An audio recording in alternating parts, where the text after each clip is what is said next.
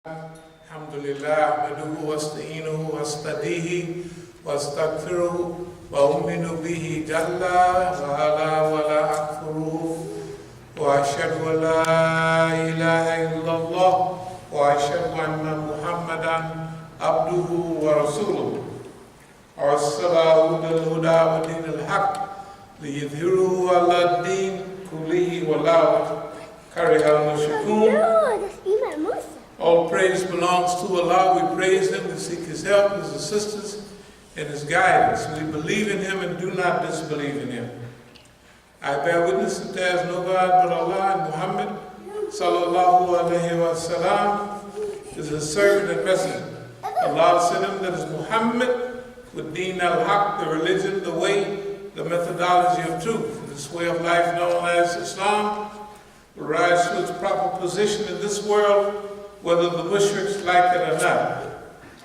أما بعد فإن أصدق الحديث كتاب الله وأوثق الأمور طريقة التقوى وخير الملال ملة إبراهيم وخير السنن سنة محمد صلى الله عليه وسلم وأشرف الحديث ذكر الله وأحسن القصص هذا القرآن وخير الأمور أوزموها وشر الأمور محدثاتها وأحسن الهدي هدي الأنبياء وأشرف الموت قتل الشهداء وشر الأمور محدثاتها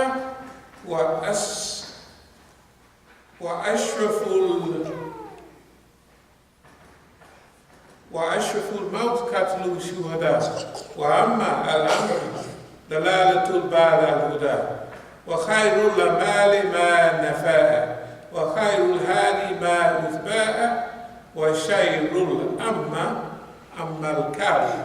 Prophet sallallahu alayhi wa sallam has said the most truthful of discourses is Kitabullah. The most trustworthy word is taqwa, or fear of Allah. The best of the community is the community of Prophet Ibrahim. The best way of life is the sunnah of Prophet Muhammad sallallahu alayhi wa sallam. The remembrance of Allah is the most glorious of all things. The best of all narrations is Quran. The best acts are those requiring the highest degree of will and determination. The worst acts are those based on innovation. The best way of life is one adopted by the prophets of Allah. The most glorious death is the death of the martyr. The most wretched blindness consists of going astray after finding the right way. The best acts are the ones that yield benefits. The best guidance is that which people may be able to follow. The worst blindness is the blindness of the heart. The upper hand is better than the lower one. The less which can meet one's needs is better than the more which can cause neglectfulness. Bismillah ar-Rahman ar-Rahim. Inna Allah ya'muru bil-'adli wal-ihsani wa ita'i dhil qurba wa yanha 'anil fahsha'i wal-munkari wal-baghi ya'idhukum la'allakum tadhakkarun. Allah commands justice, the doing of good, and the brotherly to kith and kin. He forbids all shameful deeds and injustice and rebellion. He instructs you that you may receive admonition. فَمَنْ يُرِدِ اللَّهُ أَنْ يَهْدِيَهُ يَشْرَحْ صَدْرَهُ لِلْإِسْلَامِ. Those whom Allah in His plan willeth to guide, He opens their breasts to Islam. يا أيها الذين آمنوا واتقوا الله حق تقاته ولا تموتن إلا وأنتم مسلمون. Oh, you believe, fear Allah as He should be feared, and do not die except in the state of Islam. وَأَتَصِمُوا بِحَبْلِ اللَّهِ جَمِيعًا وَلَا تَفَرَّقُوا. And hold on, or hold fast altogether by the rope which Allah stretches out for you, and be not divided amongst yourselves. كنتم خير أمة أخرجت للناس تأمرون بالمعروف وتنهون عن المنكر وتؤمنون بالله. أقول قولي هذا واستغفر الله لي ولكم.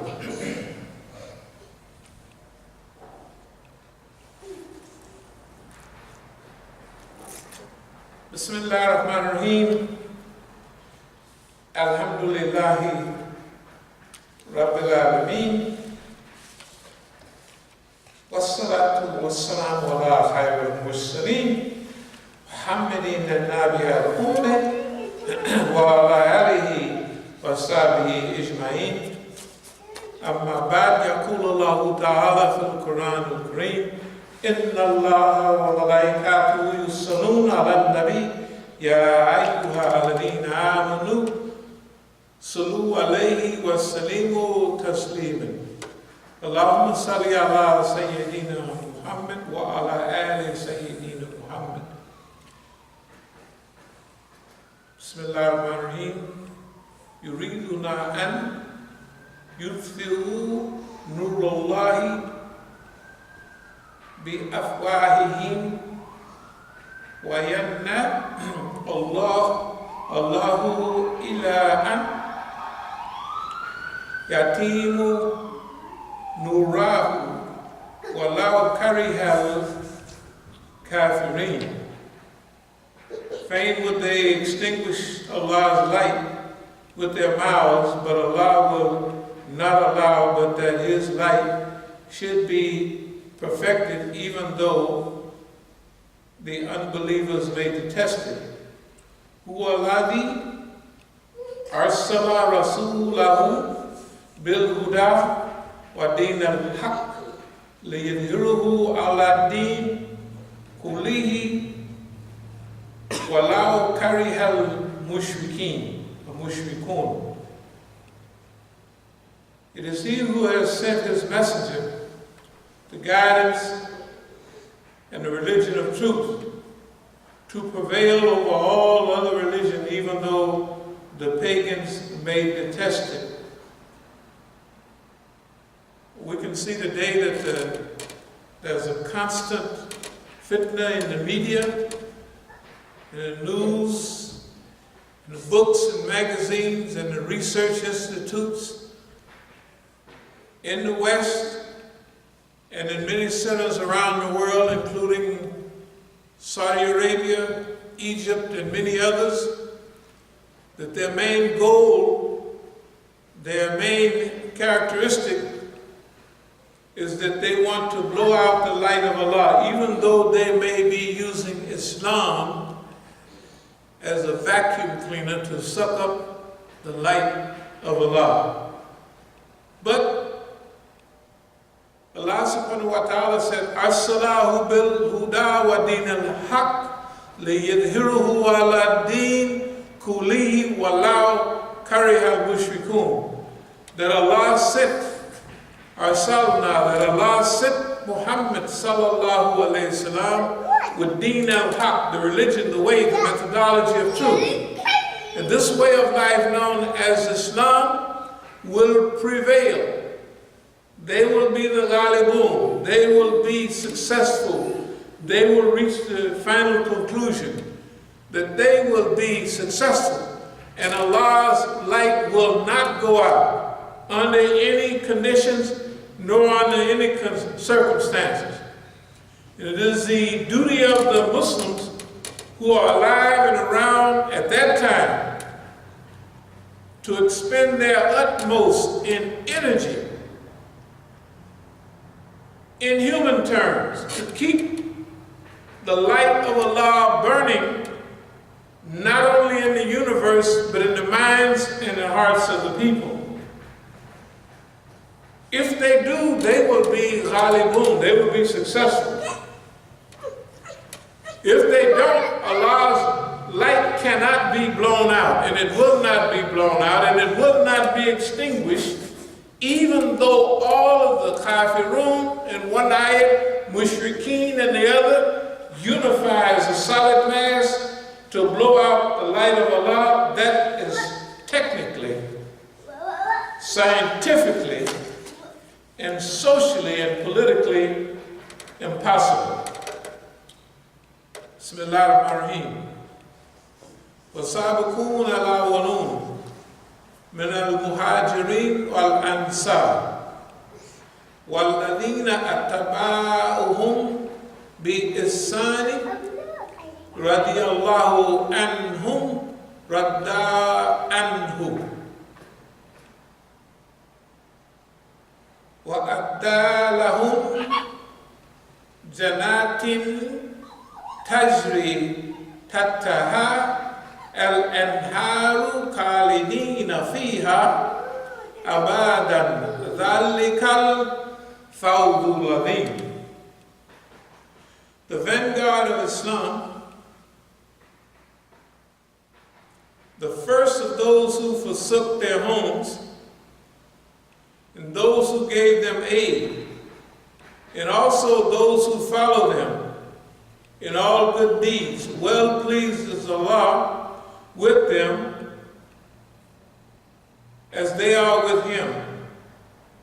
For them hath He prepared gardens under which rivers flow to dwell therein forever. We have several articles on that subject of As-Sabiqun. In fact, the title of our newsletter is As-Sabiqun. The title of our organization is As-Sabiqun. As-Sabiqun al-awwalun, the vanguard, the first rank. The Mufassirs say that those are the ones that lead the way. Many say it is the people that accepted Islam before Badr. Because if you accepted Islam in Mecca and in the early days in Medina, before Badr you accepted Islam when you got nothing but a fight coming. If you notice the ayat that are and surah that are revealed in Al-Medina, in Mecca, they very seldom, if ever, refer to the, not only mushriks, but Munafiqeen, nifaq. Why? Because nifaq came in big time in Al-Medina. If you accepted Islam in Mecca, you wouldn't get accepted nothing but trouble, physical trouble. That's all you was getting. So those who accepted Islam before Badr, what did Badr do? Badr separated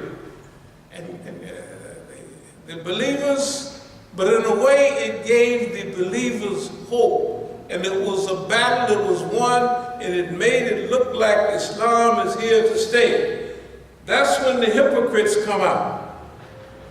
Because now there's a windfall coming the way, and so now we can't get rid of these guys, so we will practice nifaq and ease up under it. A lot of people say that it was As-Sabiqun was the people before the change of the Qibla. All of these were trials for the believers. And so the vanguard of Islam, As-Sabiq is people that go out front. They challenge, they go out as though in a race.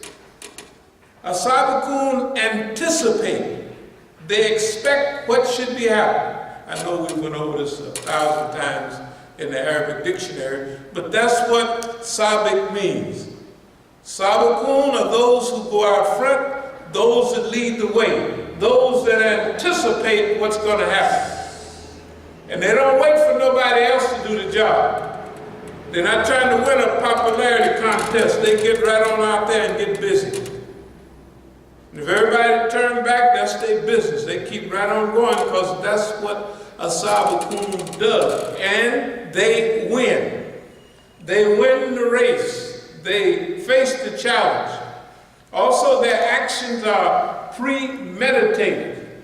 Not only are their actions premeditated, but many things that happen to them, they anticipate what's going to happen, and they take some diversionary tactic before it even happens. Just like somebody behind you getting ready to bust you upside your head and you bend over to tie your shoe and the bat goes right over your head. This happens constantly to our As-Sabiqun.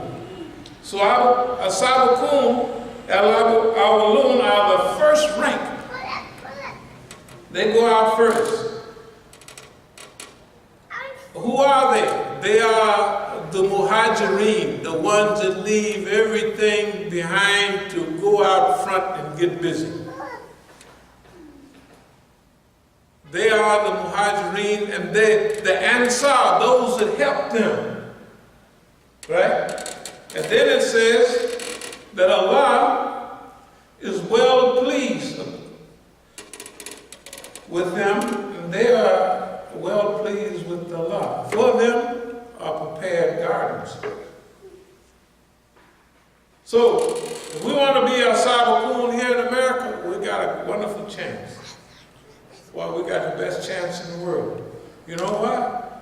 Because most people here in America want to sit back and take it easy. In fact, if you give them a chance, they'll join the system way before they'll fight it. In fact, if you go around and you look at 1 million people, you may not find but 1 or 2 that's ready to face the challenge, ready to be As-Sabiqun. Why? Because Isna, and everybody else don't want to go. They want to stay behind, right? So you get ready and you go on out there and you get a chance to be, just imagine, you get a chance to be As-Sabiqun. They go out first and get busy. You get a chance to be a hero.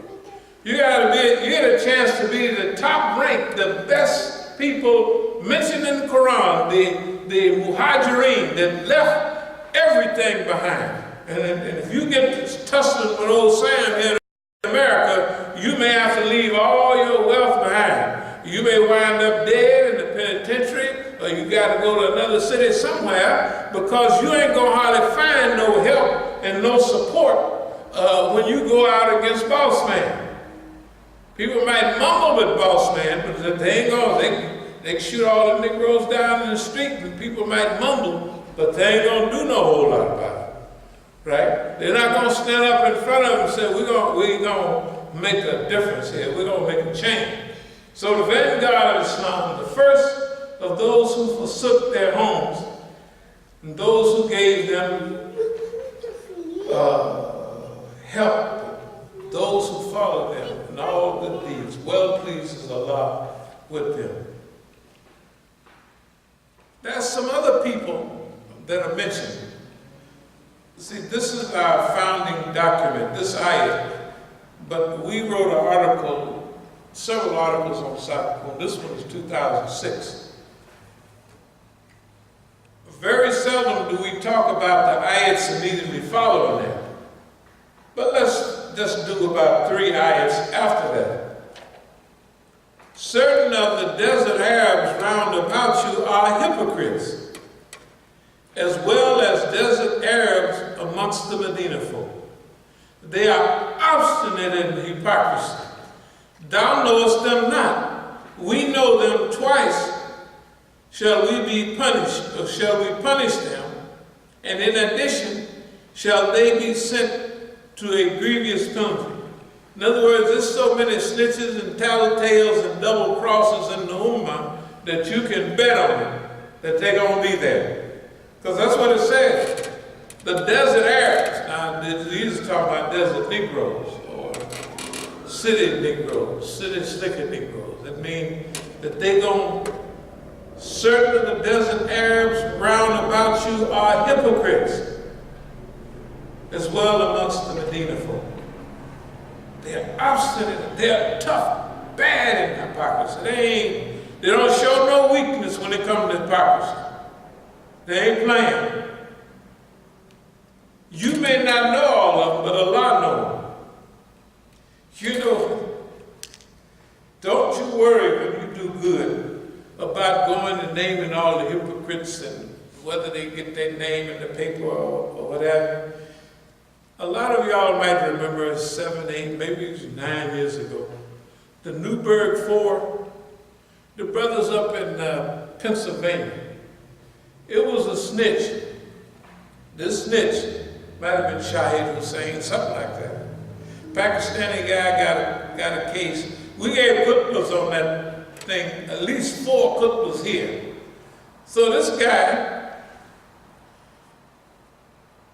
he got caught by the feds as usual, doing something slick. I don't know. They had a good program last night on marketing about it. But there's finally saying in the news, it's everywhere. So this guy was given a mission at the height of that fear of Islam. This is post 9/11. So he couldn't bust nobody. He went to several Masjid. Finally, he wound up in Pennsylvania. They told him, we don't want you around here, but he stayed, and he picked he found the poorest Negroes in the community. And he told them, you get with me, I'm going to put y'all into jihad, da, da, da, da. He's the one that took the Negroes, drove them to the Jewish synagogue, handed them the so-called unexplodable bomb, and it paid the Negroes $25,000. Now these Negroes is broke. Now I hadn't seen all of the last night. They showed a lot of the what do you call it? They showed a lot of the filming of it. They showed a lot of the tapes of it from the FBI thing. Now the white boy, they sent him to the penitentiary back then. He's in the halfway house now. They called him on the news last night, and he gave an interview.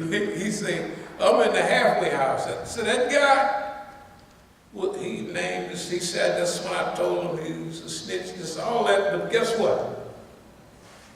Y'all heard about the old stretch limousine that killed 20 white folks? The guy that owned limousine service is a snitch. And he done got all them white folks killed. And his car was all checked out and shouldn't have been on the highway. The guy that was driving didn't have no license because the guy was a snitch and he figured he could do anything he wanted. The white folks even texted and said, this is an old limo, stretch limousine. One of them old Fords, stretch limousines from back in the 90s. You know how they didn't run that boy to death. The white folks drove the wheels off of it. Then when he bought it, Pakistani guy, the car didn't know how to run. The white folks going to a party or something, a birthday party, text. They said, this thing here, this limousine don't run good. We don't know what happened, but when he come to the stop sign, the car didn't stop, and it wasn't no skid marks, nothing. But he killed everybody, all them white folks. Now you know what the white folks is finding out? This guy was a federal snitch, and it's all over the news. I was watching it last night in detail. They had a whole hour program, which was him and other snitches. So now the white folks, not me and you, is mad. Because that means that the snitches get to do anything they want, and the feds let them get away with murder as long as they said, one boy, look here, he sent to the penitentiary and said that when he was in court, the guy was on Thorazine, one of Thorazine or Prolix, you know, that be knocking me through. The boy was crazy. So he was standing there, the newspaper said he had a little white in the side of his mouth, you know, slob in the mouth. So the judge said, do you know what's going on here? So the Negro said, I think so. You know on Thorazine, y'all ever seen the Prolix and Shuffle? The Prolix and Shuffle is serious, boy. Look here, it's that old Frankenstein walk. If you say, hey, Negro, he don't, what you mean? He look, yeah, he got to turn around. That's how bad the dope is. They got a penitentiary, Vacaville in California, when they start giving Thorazine and Prolixin, The fence in their section was this high, and nigga couldn't get over it because it hit the door. So they sent those people to prison. Now the guy that run off the street and killed 20 white folks. A snitch for the federal government. What does that mean? Don't worry about when it says some of the people are hypocrites. We're going to get that to later. Don't worry about the Munafiqeen. You know, we talk about that all the time here. You don't have to worry about them. You have to get mad at them. Allah going to hook them up at the right time. Then it goes on to say, others are those who have knowledge of their wrongdoing. They have mixed an act that was good with another that was evil. Perhaps Allah will turn unto them in mercy, for Allah is all-forgiving, most merciful. So now there's this one group, As-Sabiqun al-Awwalun, they're the first rank. Well, look here. Then there's the desert Arabs or the town Arabs, but they're hypocrites. Now, this little group, some of them, they've acknowledged their wrongdoing. And when they acknowledge it, maybe Allah will turn to them in mercy. Now, it says, of their goods take alms, so that thou mightest purify and sanctify them. That is, their wealth. They didn't acknowledge that they've been a damn fool, and they want to give something to charity. Charity, zakah, it means to cleanse, to purify.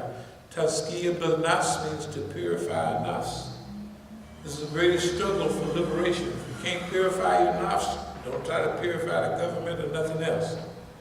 If you haven't purified your nafs, tazkiyah, zakah, it grew, it expanded, but it also was cleansed. So of their goods take alms, so that thou mightest purify and sanctify them, and pray on their behalf. Verily their prayers are a source of security for them, and Allah is one who hears and knoweth all things. Know they not that Allah doth accept repentance from his votaries and receives their gifts of charity, and that Allah is verily he who is oft forgiving, most merciful. And say, work righteousness, soon will Allah observe your work, and his messenger, and the believers, and soon you will be brought back to the knower of what is hidden and what is open. Then will he show you the truth of all that you did. There are yet others held in suspense for the command of Allah, whether he will punish them or turn in mercy to them, and Allah is knowing and wise. That's what we want to talk about ourselves. We want to leave that to Allah subhanahu wa ta'ala. You don't have to worry about the Munafiqs and the hypocrites. He mentioned them right after As-Sabiqun, the first rank. He mentioned in the next ayat who you're going to be running with. You know, we have a whole, of course you can tell this is all from Starbucks, but it's writings. Now that's Zionist coffee, I ain't got no excuse, but I just go down there. And then, here's what the mission will do. The mission will have you can't just sit there. The mission will have you writing and making notes for days on what you have to do. So that's what we want to start with today.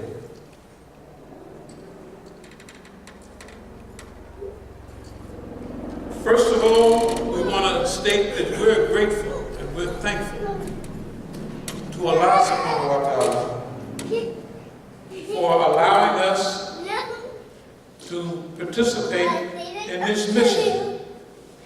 Mission. It's an honor to participate, or some say lead, the Islamic liberation or the Islamic resistance struggle in North America. That's what we call it. That's what we feel like we're doing. Believe it or not, we playing the role from As-Sabiqun. We believe we're playing the role of heroes. Yes, we are. Well, what makes Mr. Negro, y'all's mission such heroic? It's because we've never violated in Jahiliyyah the principles of the game, the rules of the game, as they used to say. We never collaborated with the white man, we never snitched on nobody. If we had to do time, we did every bit of our own time. And you know, everybody that's in the game, they watch that. But in Oakland, we had something called East Oakland Enterprises. This will tell you why the system hates everything about us.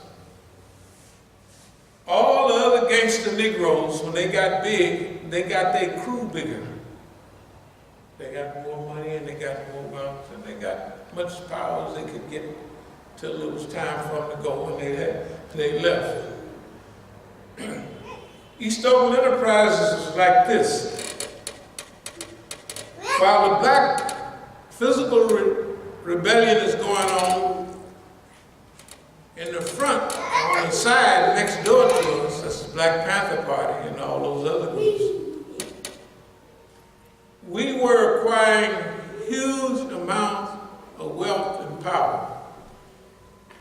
And we supported with money the black nationalist movement, but we did not feel that that would be the one that would wind up in the end successful. In fact, we successfully predicted that everybody would just about get wiped out, sent to the penitentiary, infiltrated, sabotaged, because that was the European. That's what he did. We was in the game, so we knew how the game went. It just so happens that we made so much money that we turned East Oakland into an economic, what white folks call, an economic enterprise zone. You can call anybody in Oakland now, from 50 years back, from 1968 to up in the early 70s, East Oakland was the wealthiest part of anything I just know, California. Was no area that had so many young blacks from 19, about 22, 23, owning their own businesses. It was not as easy to almost collect money. All you had to do was have a hustle. Why? Because we had learned a lesson about wealth. That Jews and other people, they said Jews' money circulate 11 times in the community before it go out. So everybody get a chance to get it. But in the Negro neighborhood, you go back now a little bit while later, on the 1st and the 15th, money come in to the black community on the 1st, and by the 3rd or 4th, it's all gone out. The Koreans have got it, the house payment, everybody done got it, except the money does not circulate in the black community. So therefore, you don't get the benefit. You work, you pay your own bills, but that money, when you go to get your car fixed, you go downtown to the white man somewhere. Right? Don't nobody in your neighborhood get that. When you buy a car, you don't buy it from nobody in your neighborhood. When you do anything, right, you do it, that money goes outside of your community. We learned that very early in the game. So East Oakland Enterprises was young black, mostly it was men, but it was sisters too. Everybody was hooked up. And we got hold to big money, but we circulated it in the community. Pretty soon, if you think I'm lying, just call anybody you know in Oakland and have them call back and say, man, in the 60s, them niggas really had that much money. Yes, they did. Why? Because we changed the rule.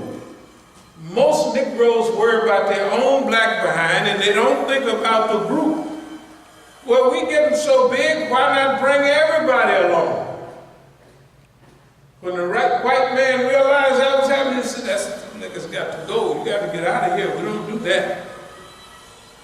Why? Because we felt it was a black mafia concept. Maybe y'all don't know it, but Philadelphia had it. But we weren't like Philadelphia. And just one or two more places because they were so violent. They was killing niggas all the time.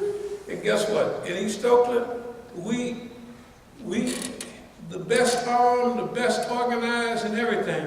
We never even beat nobody up. Can you imagine? In the game we was in, you can call, you got telephones and they got people there, you keep searching. Ask them, did that group, Big Hank and all of them, did they ever even beat anybody up? In all those years. And how did they help the community grow and develop? Right? That's what East Oakland Enterprise is. That's why the European is mad. The other thing, they were independent. You know why there's 5 or 10 people in here right now? Because we're independent. You go across town, that people hanging out the window. Where do they come from? No, the Imam, probably sergeant in the police department or the FBI or the army or something, right? The Negroes around the corner, you got these ice house right after that they get to, and they built a masjid for fitna. What about when this masjid was packed with people? They built a masjid around the corner. They tell everybody, they instruct everybody to go over there. For a lot of people, that's a trial. For us, that ain't no trial, that's normal. If you want to go over there and sit over there and let white folks slap you upside your head and kick you in the behind, and you don't say that, get on over there. Don't nobody want to hang around with no sisters. No, we want to be As-Sabiqun. As-Sabiqun go out first, they get the job done before anybody even recognizes something needed to happen. That's what they do. You read the Arabic dictionary. Okay, so now, so it's an honor to participate in this, what we call it the liberation struggle. Just like the people found out the other day that this guy is a federal agent, don't you worry. This movement will expose, we used to spend tons of money trying to tell everybody who's Saudi Arabia is, Saudi Arabia is, Saudi Arabia. You don't tell nobody nothing now, right? The political system ain't worth a dime. They got Don in there. Don, whoever hired Don, they hired Don for, it's like the big white folks know that the system is going to crash. The building is going to destruct. So what they do is it's called a controlled implosion. You know when you blow up the building, you put the charge so it falls straight down. You look at Don, think about his actions. He does exactly the wrong thing at exactly the right time, all the time. You can't be that good, you accidentally, if you're an effer, me and you, like we are, we're just messing up all the time. But we're gonna mess up 30% of the time, maybe 60% of the time.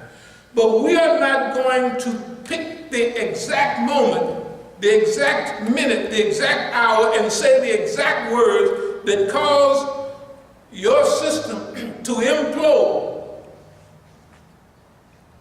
It's not just messing with the Chinese.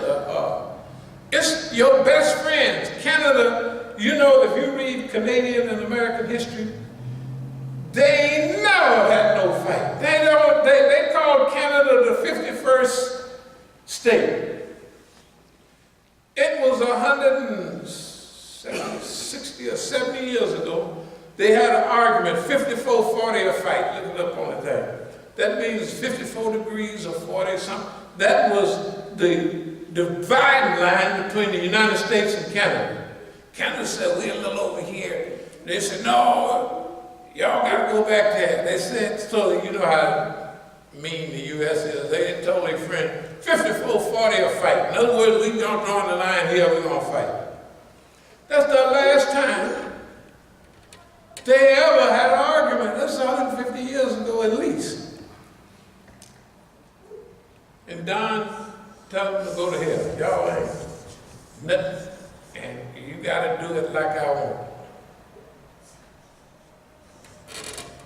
You know, Iran used to be just the worst people in the world. And everybody knew that, of course.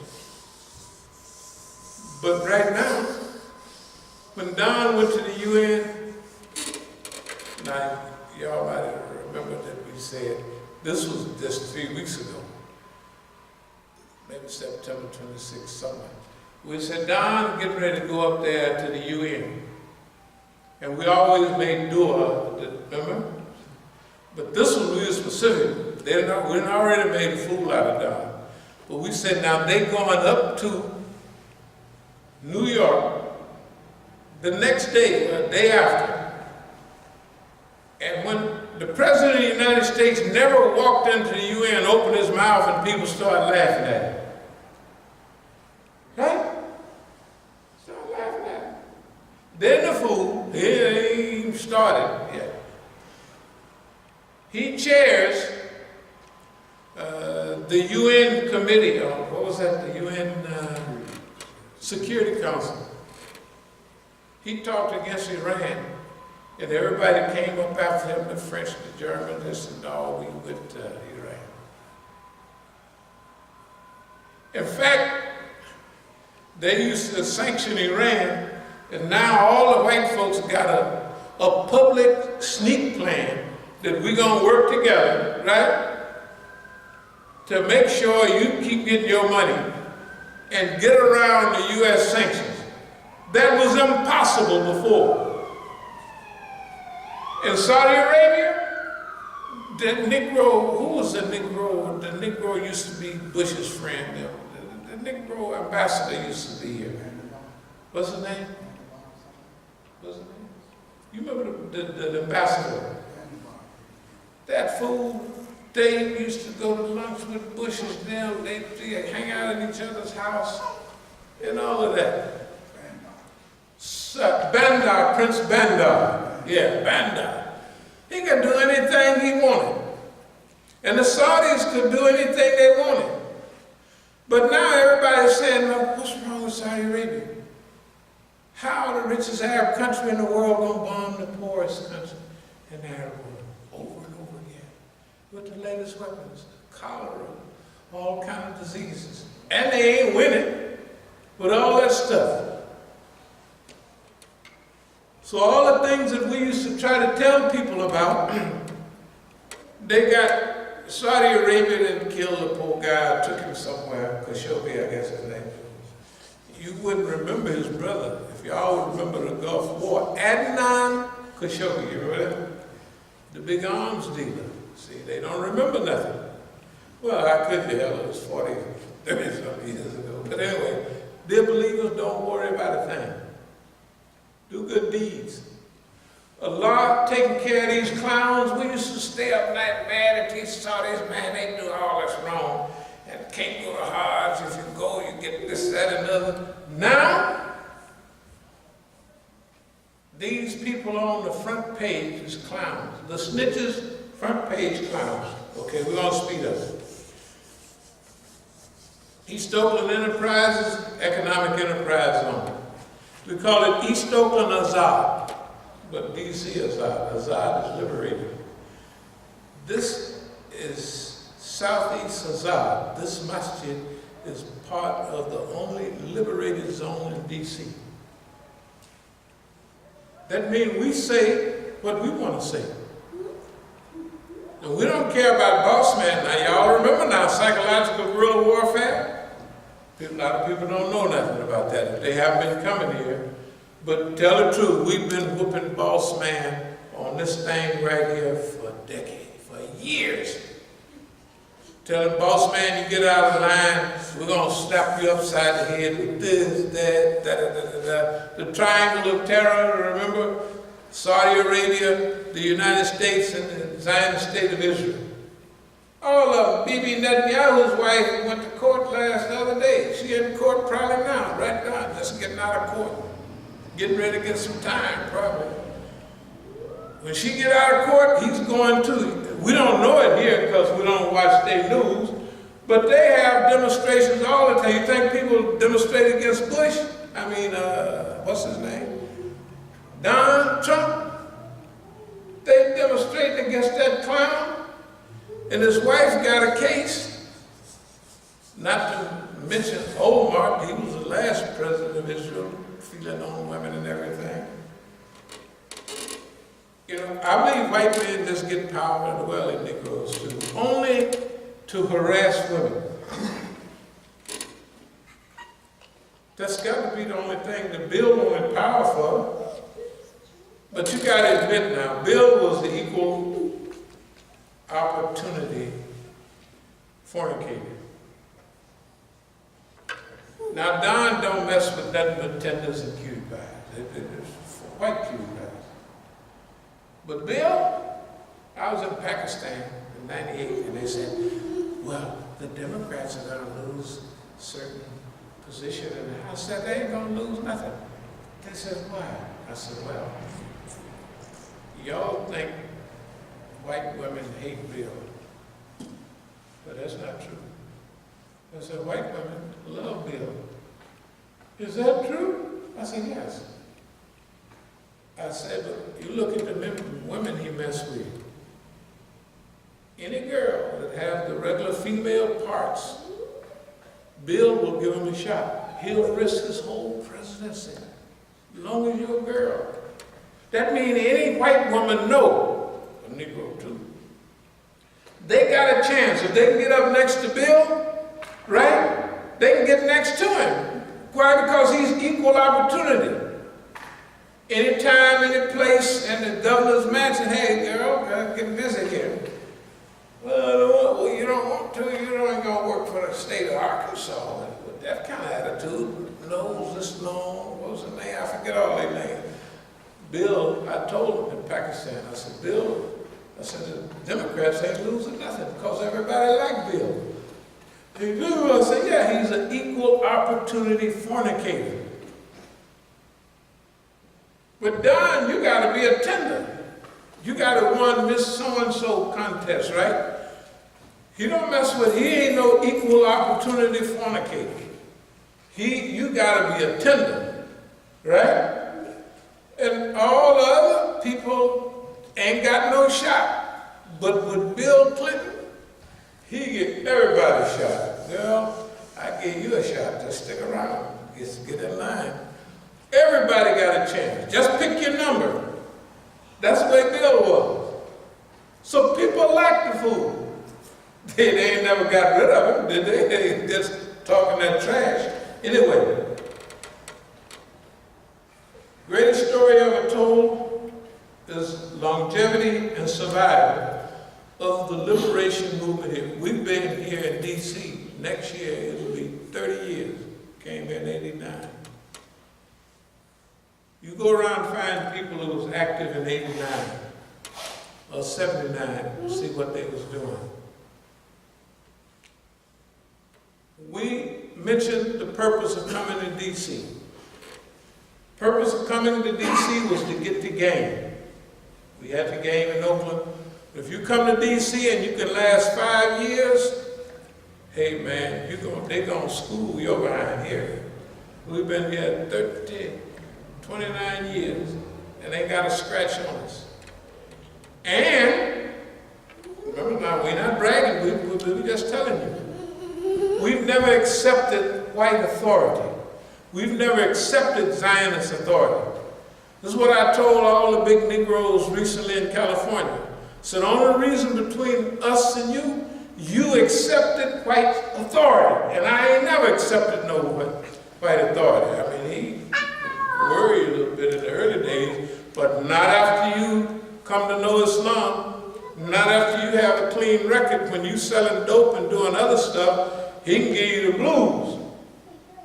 But once you get clean, you make him set you up. And then you keep records of it. And pretty soon, you got a whole list of dumb, stupid actions by the United States government.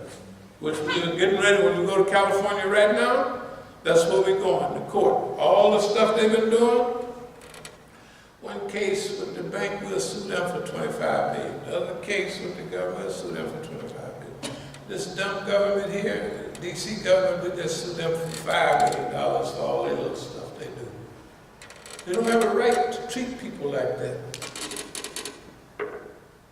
We're not doing it because we're going to get some money. If we don't get a dime, it don't make no difference. There had to be a group, it had to be a movement to show the people that you could stand right in front of this monster, technically by yourself, with no help from nobody, and slap the urine out of the white man. I don't care what nobody thinks, that's what we've done. That's what we do. That's what we've been doing here. And then, it's an example. It sets up what's called a paradigm shift. Other people see you survive, and then they say, hey man,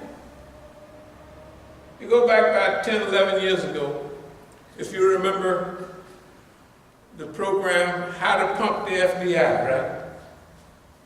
How to Pump the FBI, we passed our flyers. In fact, we went to the FBI building first, and we made fun of the FBI. We said, our lecture will be based on the format laid out by, what was it? Moms Mabley, Richard Pryor, and one more. Who was it? Pigmeat Markham. We said, this is what I wrote. Look at here, boy. And that's what we did. You think the white man wasn't mad? He couldn't do nothing about it. What happened? They even put it in the link for a while. You know why? They didn't believe Don Hitler and all them bums. Not bums, but they might as well be. They thought, this nigga ain't gonna get away with that. Guess what? We get away with it. So if you don't get killed, you don't get put in prison, you don't get run over by a truck, they said, maybe the white man, and for about a week or a month, they was talking tough. Then they went back into their scary deal. So what I'm trying to tell you is, right now, what we've done by surviving all of these 40 and 45 years in the face of constant attacks by the government have shown you don't have to be afraid. That was our mission all the time. The mission of opening mosques all over the world. We'll do it all over the world. We'll do that when the time comes. But in the meantime, we had to set an example. And we've done that. Now we're getting ready to go to the next step. And there's something about, did y'all see the play Hamilton? Anybody see? That's a good play. But that's all right. They got one song, two songs. One is Rise Up, my revolution. The other one is, I ain't gonna blow my shot. You know what that means? There are certain periods in history where environmental and historical circumstances come together to place you in a perfect position to do something or other. It may come one time in your life, it may come 3, 4, you don't know, many times. But one thing we've learned, when anything come our way, we ain't gonna blow our shot. Everybody else, they can go to university, get a degree. They can do everything else. The university is not gonna teach them to be free, isn't that right? They can go to Saudi Arabia and study Islam, but then Saudi Arabia or Syria, none of those places where Negroes went can teach them the liberation movement or the liberation struggle or the Islamic movement and how it should be practiced in America. The only people that's going to do that is us. That's our job, that's our duty, that's our historical responsibility. And we're going to do that. why we say we ain't blowing our shot. You can blow your shot. We ain't blowing our shot. So when we smelt what it was a long time ago, see, whether it's the black movement or whatever organizational process is going on, historical or social, there are messages coming from Allah subhanahu wa ta'ala all the time. If you're off base, it's like the messages coming in your radio, you know, when it's not in tune, you get a lot of static.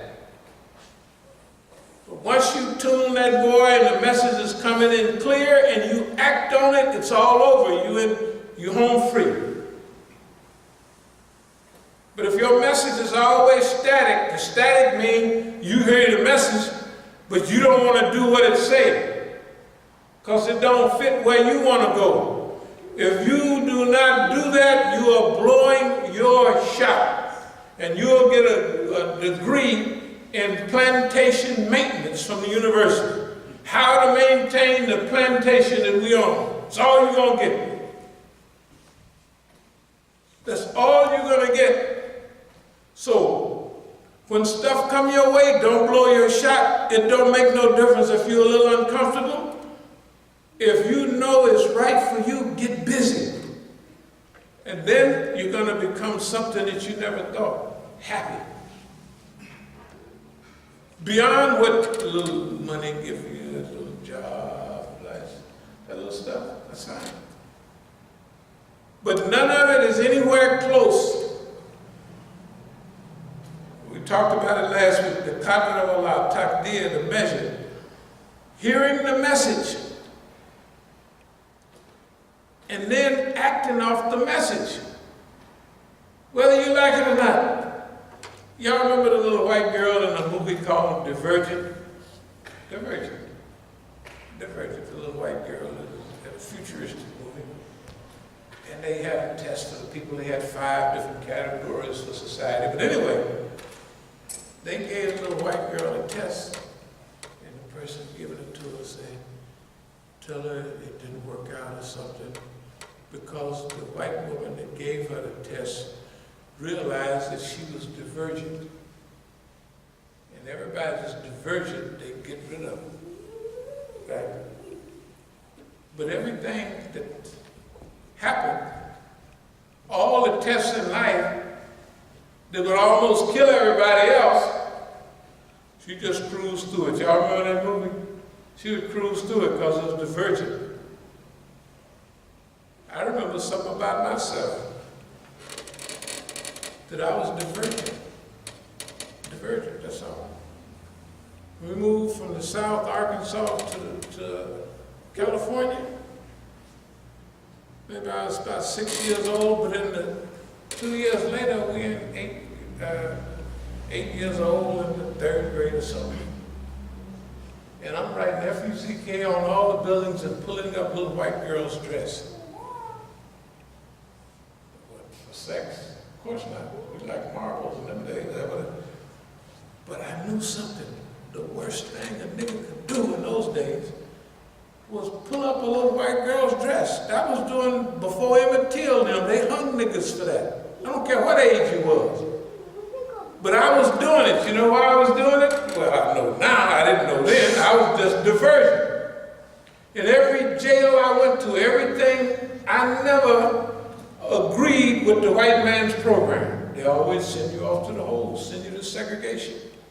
All the time. Why? Because you're a little tough guy, you're not beating up other Negroes, you're getting everybody on your side and you're challenging the system, the authority of the system. They can't stand that. So what that is, that's that message come to you. You say, man, I gotta conform or I'll never make it. That's what everybody telling you. You're not gonna be nothing. You're not gonna be nothing. Because you don't fit in with the system. And for them, they're right. When the people tell you, you mess with this system gonna bust your black behind up and wipe you out. 99.5% of the time is correct. Sometimes not. That's what I said. He said, I ain't blowing my shot. I'm going to do what the message say for me to do. As soon as you hear something, that old funny style Islam back 60 years ago, it was 60 years ago. Guy come to me, he said, look, said, do you know what the problem is? Yes, it was 60 years ago, because it was penitentiary there, 18 years old, 19. He says, it's the white man. So what? The white man is the devil. So the white man is the devil. I knew something was wrong, so tell me more about that. And then he started writing it down. He said, look, all around the world, I used to even read a lot then. He said, all the problems people in the world got. And then remember, it was, white man was all over the world, in Africa, Asia, right in those days. Colonialism. It's the white man. So another thing is, the blacker you are, the better you are. So don't say that again. Yes. Now that wasn't the truth, now don't get me wrong. But it's like a candlelight in the dark. You can't hold it. If you hold a candle out there now, they'll think you're crazy. But if you're in absolute darkness, a candle makes a lot of light. So what it do? And they talk so bad about the white man, Yaqub's grabbed the devil, skunk on the planet Earth. You know how niggas talk about white folks. I said, man, I ain't never heard nobody talk about white folks that bad. And then the lies are so big that they big as the white man's lies, and he can't prove you wrong. Can you imagine that? We created you, white man, on the island of Pelon, of Patmos in the Asian Sea. There was 59,999 plus Yaqub made one. And we worked on you took a brown seed, right, and a black seed. One is regressive, and we separated that from, that got the yellow man after 200 years. Then we got the red, somebody. Then we got the white man. Then couldn't nobody prove it. But what it do? It made you not inferior. Then, alhamdulillah, the true Islam come along and clears up all of that. But that's even better. Because La ilaha illallah Muhammadan Rasulullah clears the whole slate. It's the purification of deen. That's what it is. Right? The taskiyah of the deen is the purification of the deen. That means that there is no mixing up in gods. Only one pure being, Allah subhanahu wa ta'ala, right? And that man, me and you, is creation and Allah is creator, and they ain't the same. Because in those days they said the black man was God and the white man was the devil. And I asked a funny question. I said, well, the white man is God.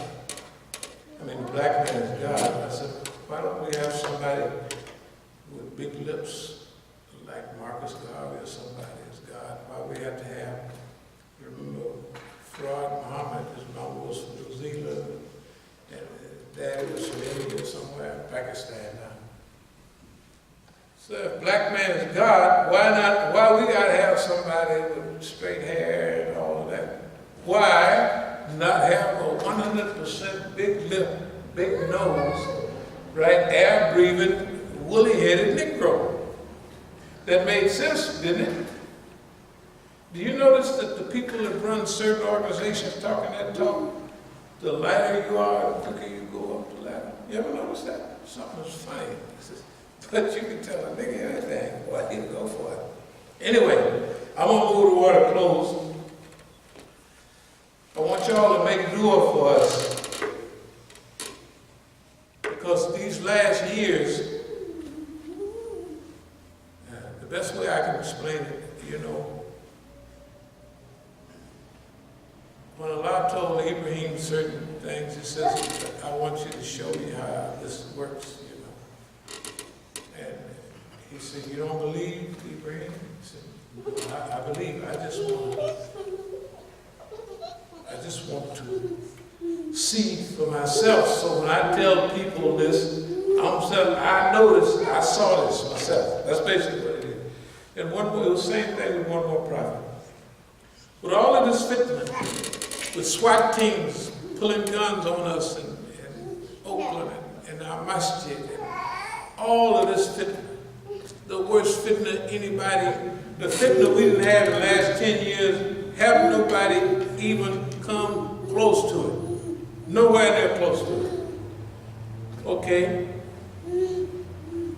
We ask you to make dua for us now because we're going for the big shot. Now, y'all would have been here, you probably think, boy, this boy is really talking crazy up there. You would have to have been here all the time because we've been talking like this for a long time. And the only thing about it is, everything we've been saying, you can watch the news, you can read about it. So we're not making it up because everybody's here and heard it. Here's what we say. During the last section, we know it was this. That all the niggas here, all the niggas in California, all the niggas in Colorado, at every center that we have around the United States, at one time, there was as many as 10 at one time. All of them join and they leave whenever they get ready. All of them work hand in hand with the police. So what did we say? Them niggas is sissies. And we want to whoop they behind personally, all of them. It's kind of like that. And allow them when you're a fool. So we whooped Oakland, San Diego, anywhere else you can think of. We feel, but we know Allah's the one to do it. But Allah let you think you did it by your own black ass self. That's what it's all about. To give you confidence. So Allah is saying, oh, thing need confidence, we'll let him think he did it. So that's why technically we made no doors on all of that fitna. I'm talking about several times the police, you open the door and there's the police with the little red dot on you, with the SWAT team. Everybody else would panic. Everybody, all other Muslims would help or write a letter. We was down there at CARE how many times? 4 times, 5 times. CARE don't care. They wouldn't even answer the door. Can you imagine? Isna knew about it. Ikna knew. All of them is on the front page. All of this is coming out in Crescent and Turkish newspapers and Voice of the Cape in South Africa. Everybody know it, right? But ain't nobody budging. How is it that nobody, what is it that this masjid did to everybody that they won't even see it? Nah, that's terrible. Right? And we treated everybody there the same way we treat them here during the Eid, right? Can we give you some more or what you got, right? So what was the problem? I'm not going to keep you too much longer. This is a different session this time. This session, dear believers, you have to get ready. You have to play a part in fashioning and forming a new world system. The one we have now is not working. It can't work. What they have now can't work. The political system cannot work because you can't elect nobody or select nobody to do anything right in the system. And if you did, you would be a Democrat and the Republicans won't let you. If you was a Republican, the Democrats won't let you. Plus, nobody, they're talking about unemployment, right? But it's money-based, so they're going to make more money by making robots, right?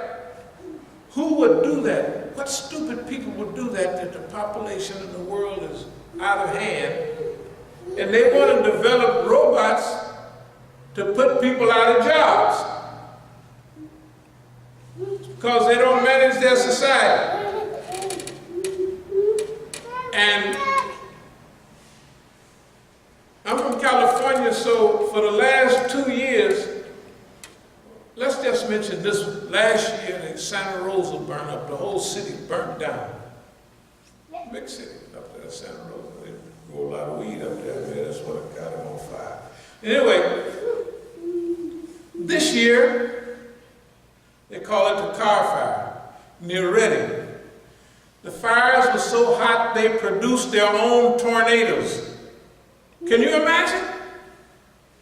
That's a few hours drive from Oakland. I was scared to go.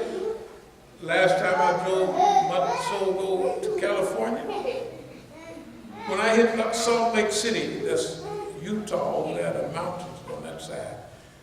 When I dropped down into Salt Lake City, all I saw was smoke. Salt Lake City, Utah. Smoke from where? California.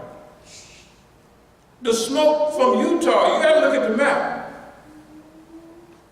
You got California, that's a big place. Nevada, then the whole Salt Lake is smoke from California. All the only reason they on the other side of the mountain because it ain't gonna blow up over. I said, man, it's so clear and beautiful over here on this side of the mountains. And come over into that valley, the Great Salt Lake over here, smoke from California. The fire's so hot that it produced its own tornadoes. You know, hot air, cold air mixing together. Burning the place down. Man produced. Forget about yesterday. Well, we've never been hit by that type of hurricane that whoop, just swoop through and whoop them up. And the last one was so bad, it was moving so slow. It's just like they sitting there and water by the buckets full, just dumping on them. Right down there. And the white folks still, the white folks is ruling you right now. There ain't no big thing. When they lost me, I don't have nothing else to do with them. When the red tide, y'all heard of the red tide last month? The red tide in Miami, down in Florida. All the rich folks sitting there, and they showed tons of fish sitting right there on those rich beaches. And those restaurants right here, stinking to death. They call it the red tide, and the red tide is easing up the coast. I said, look, Pharaoh, when the red tide hit him, he said it wasn't nothing. And they said, this ain't nothing, I don't have nothing to do with them. They refuse to see any of the signs of Allah. They got to be blind and crazy. And we let them run our lives. Don't you figure out something? We have to introduce ourselves to the global process and help the earth renew and rejuvenate itself. That's our job. Or leave it to them. Leave it to them for the next year or two, however long it lasts. I'm telling you, the people have gone crazy. And we've gone crazy right along with them, letting them run our lives. And all they give you is a pack of chewing gum and a job. They don't give us nothing. A package of chewing gum and a doggone job. A job. And he messing up all that. In a minute you won't be able to breathe. They done already burned California down. They done drowned Texas. You remember last year? Just think, the signs of Allah. The Quran always say they refuse to see the ayats, signs, messages, right? So you look in Houston, I don't know if y'all been to Houston, that's a big city. And all of a sudden, pleasure boats to rescue white folks is going down the street in Houston. Last year, isn't that right? Didn't y'all see it? Not no little rowboat, pleasure craft. Pleasure craft, you know pleasure craft. They go out fishing for marlin, you don't know if it's marlin. Going down the street.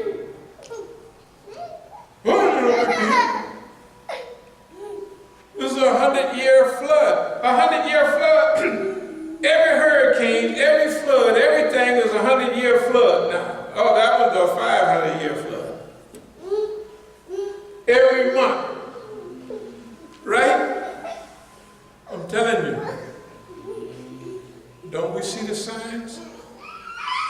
They don't see the signs. But if you don't stand up for justice and truth, then we're going to let them take us down. Oh Lord, we seek thy refuge from anxiety and grief. We seek thy refuge from lack of strength and laziness. We seek thy refuge from cowardice and niggardliness. We seek thy refuge from being overpowered by death and the oppression of men. O Lord, suffice us with what is lawful. Keep from us what is prohibited. With thy grace, make us free from want of what is besides thee. Amen. Come to this. Allahu Akbar.